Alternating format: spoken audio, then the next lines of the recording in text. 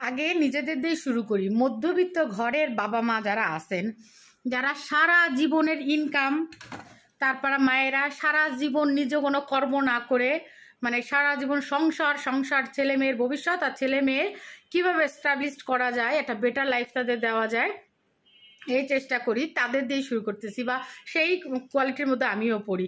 তো আমাদের টার্গেট থেকে কি আমাদের বাচ্চারা মানে যেভাবে পারুক সারাদিন তার বাবা রিক্সা চালাক, অটো চালাক, বা কোম্পানিতে চাকরি করুক, ব্যাংকে চাকরি করুক, মোট কথা মধ্যবিত্ত লেভেলে যারা আছেন, কষ্ট করে বাবারা কত কষ্ট করে সারাদিন টাকা ইনকাম করে, আর মায়েরা সেই টাকা দিয়ে বাজার ঘাট করে 2 টাকা বাঁচায় সংসারের সন্তানের ভবিষ্যৎ করে, তারপরে কি চাও সংসারের বাচ্চা কে কি খাবে যতটুকু পারা যায় অন্তত সাধ্যমতো আমরা চেষ্টা করি যে বাসায় এসে সন্তানরা জানি ভালো খেতে পারে অ্যাটলিস্ট। তো তারপরেও দেখা যায় যে আমাদের সন্তানরা কিন্তু আমাদের মনের মতো চলে না, কেউ প্রকাশ করে কেউ করে না।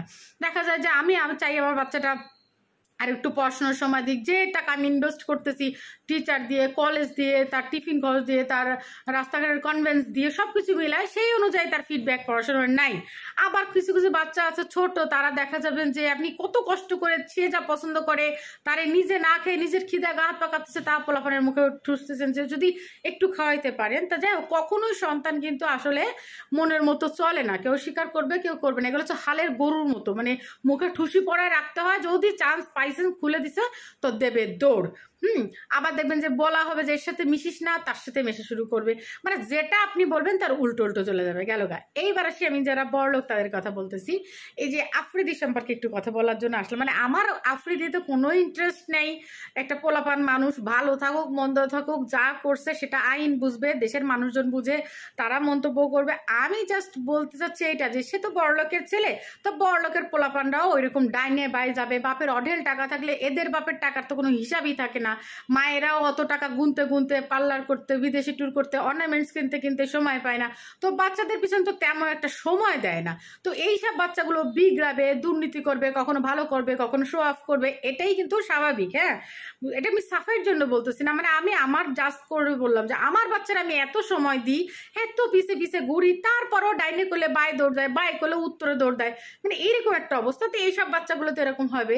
এইবার অবশ্য বাংলাদেশের প্রেক্ষাপটে আফ্রিদির ফ্রেন্ডগুলোর কথার জন্যই আমি মূলত বললাম যে আমি এই বয়সে এসেও আমি আসলে এটা নিয়ে আরও শিক্ষা নিলাম। এমনিতেই আমি কারোর সাথে খুব একটা মিশি না, আমার বিল্ডিংয়ে আমি চলে ফিরে, তাও আমি আমার মতো মানে উঠি নামি, এরকম একটা অবস্থা। প্রয়োজন ছাড়া অতিরিক্ত কারোর সাথে কথা বলি না, কারণ কিছু বলতে গেলে এটা সমস্যা, এরকম একটা বিষয়।